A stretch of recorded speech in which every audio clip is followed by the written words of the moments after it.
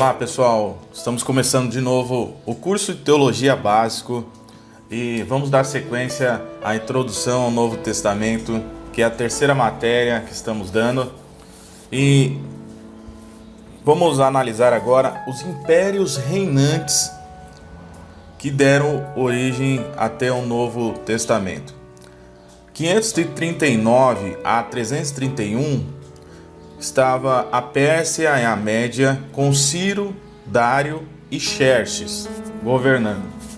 Em 331 a 63 a.C., Alexandre o Grande e seus generais Ptolomeu, Seleuco, Cassandro e Lisímaco da Grécia estavam governando o mundo conhecido. Em 63 em diante, Roma com seus Césares. Então são os reinos, os impérios reinantes que deram origem à sequência do Novo Testamento. Vamos dar uma sequência aqui. Quais são as datas importantes para os judeus? Do Egito à volta de Babilônia.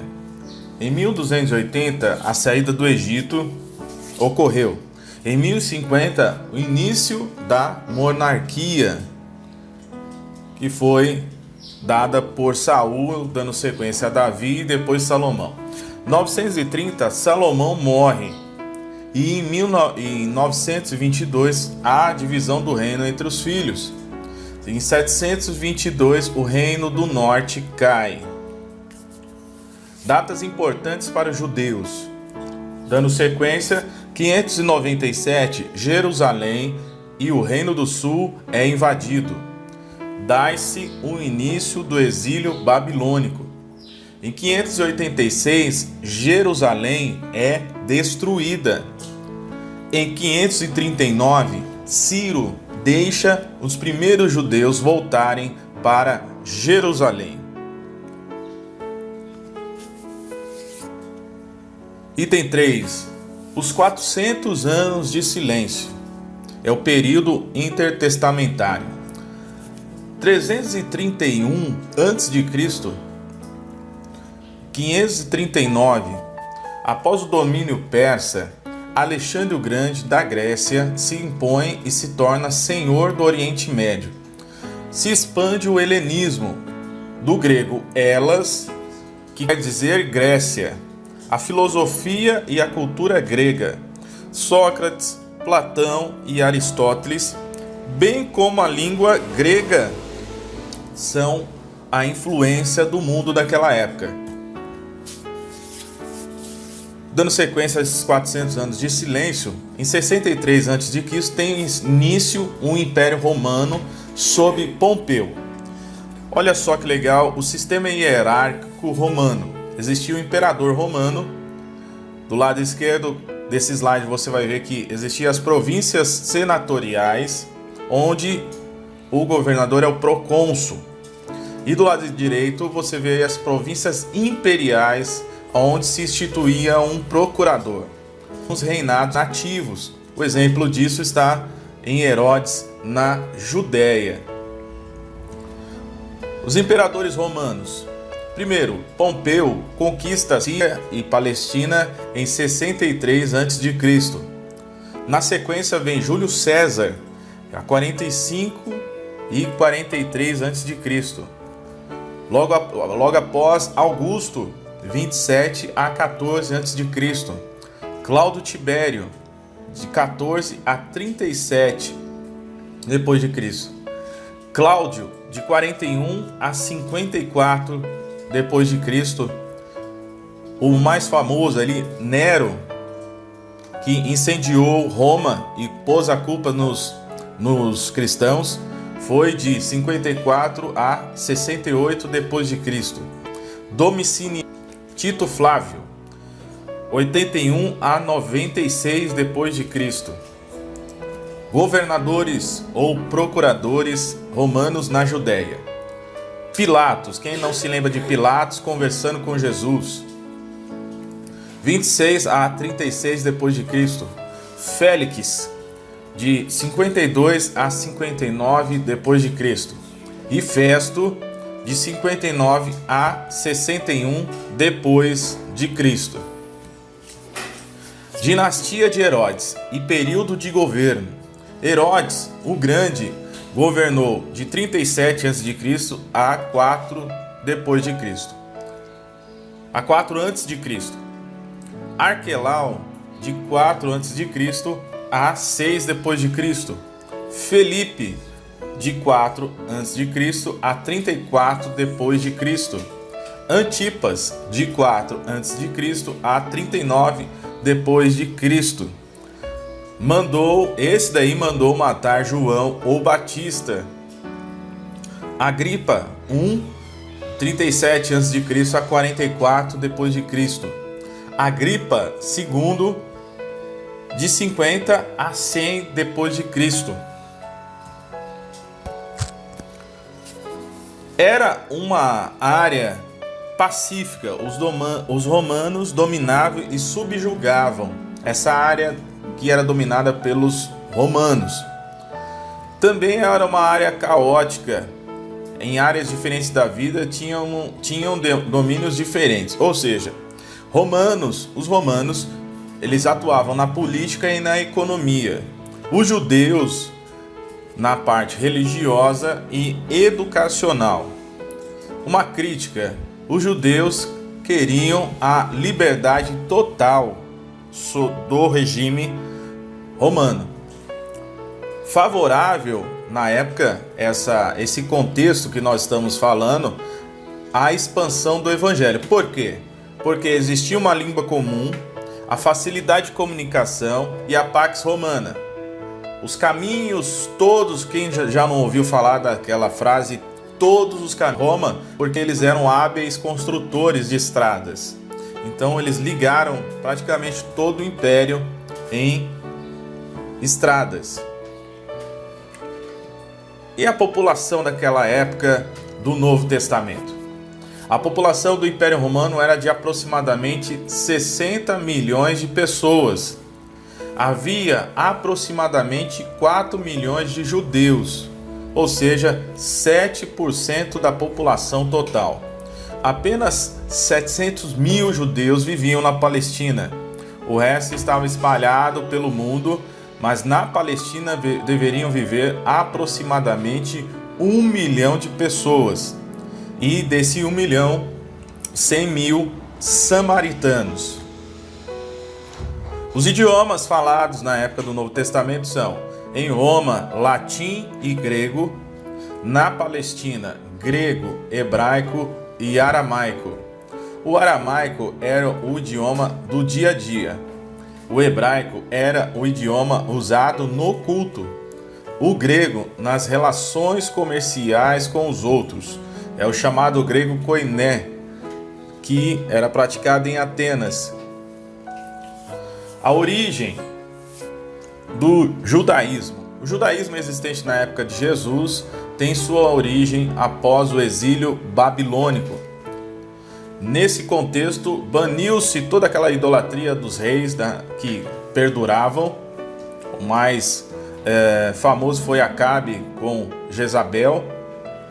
Começou-se a estudar a lei, ou seja, o Torá, e também surgiram os escribas. Um exemplo de escriba é o Esdras, que estudavam e interpretavam a lei. Surgiu a sinagoga para as reuniões. A palavra sinagoga significa reunidos juntos, isso no grego. Seguindo a origem, durante toda a diáspora judaica foram sendo fundadas sinagogas. Em muitas havia mais de uma. Em Jerusalém, na época de Jesus, havia aproximadamente 500 sinagogas. Daí a facilidade para o cristianismo penetrar no mundo da época, principalmente com Paulo, onde Paulo se dirigia nas cidades dos gentios, sempre ele ia primeiro nas sinagogas dos judeus. Mesmo com a reconstrução do templo, as sinagogas continuaram existindo com bastante força. O templo era onde se faziam os sacrifícios e o centro natural de toda a cultura e religião dos judeus. Surgiu o Talmud, devido à necessidade de novas regras, com a mudança de vida rural para a urbana. O que é isso? Significa em hebraico estudo, coleção de literatura judaica que forma a expressão escrita da lei oral, de certa forma um comentário da Torá, a lei escrita é a sua contextualização. E a teologia da época? A base da teologia judaica é o Antigo Testamento. Unidade e transcendência de Javé. Deuteronômio 6, versículo 4. O Shema. Num contexto de muitos deuses, politeísmo daquela época, o judaísmo se destacava pela sua crença em um só Deus. Existe o conceito da paternidade de Javé. Isaías 63, versículo 16. Vamos dar uma olhada lá em Isaías 63, versículo 16.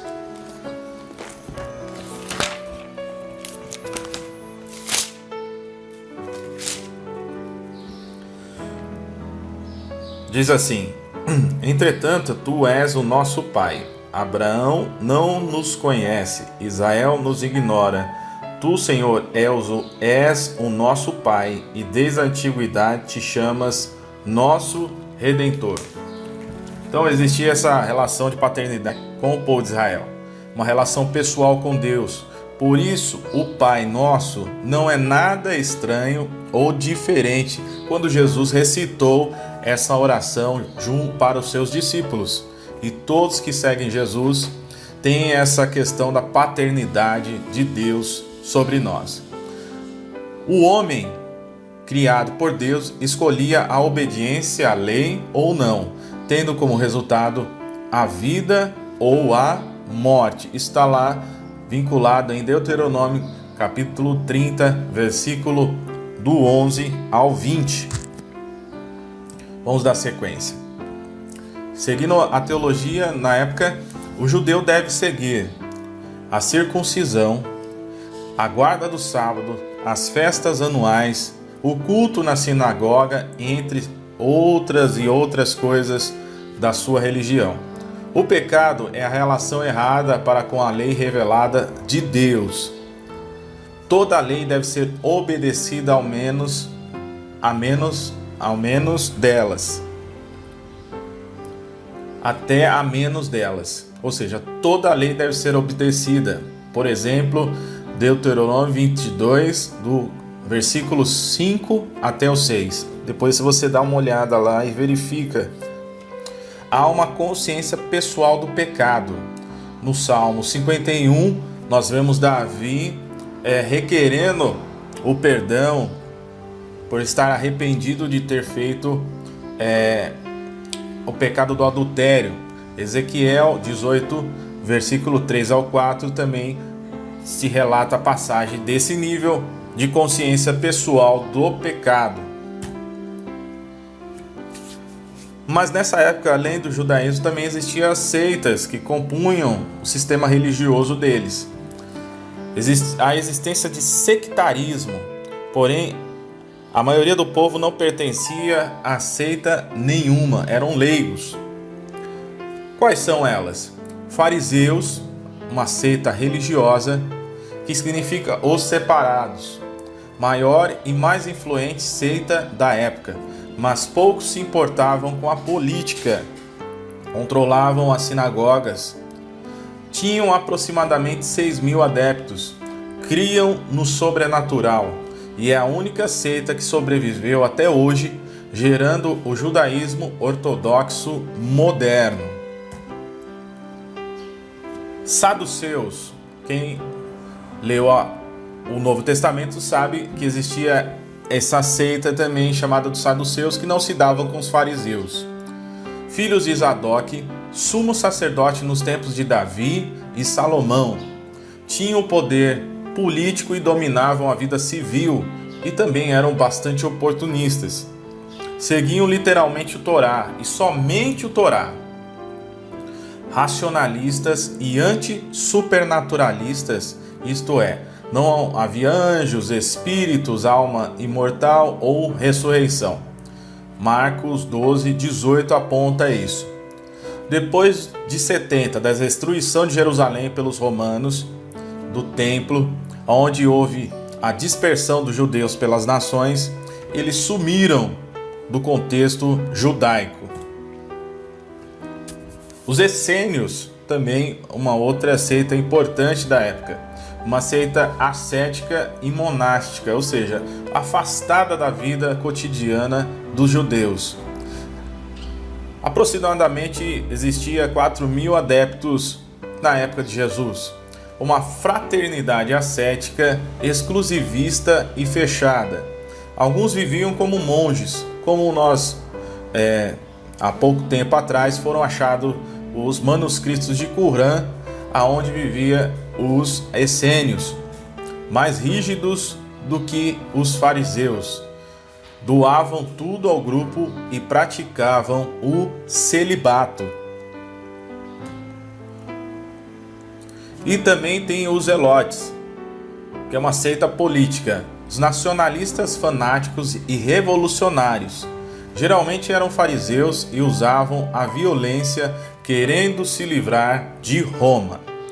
Vamos ficando por aqui. Daqui a pouco nós vamos estar aí colocando outras aulas para você que está estudando conosco.